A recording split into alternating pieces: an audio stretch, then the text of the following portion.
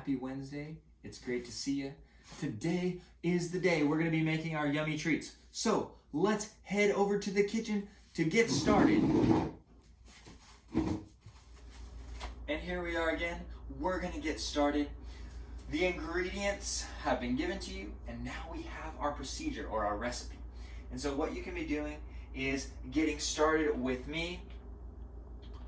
But oh no, in the midst of all this excitement, I forgot. Can you please tell me what stoichiometry is and why are we using it? Also, how did we use stoichiometry in this activity? I don't remember. I need a 5-sentence response written on your document. That's your assignment today. Hope you enjoy these cookies that I have coming out of the oven right now. Wow, what delicious sweet treats we have.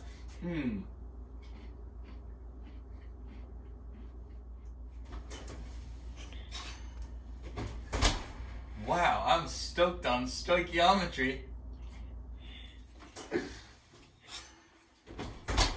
This is a crispy crunch on chemistry.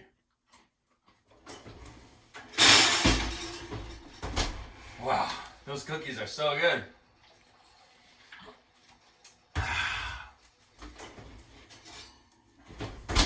Learning never tasted so good.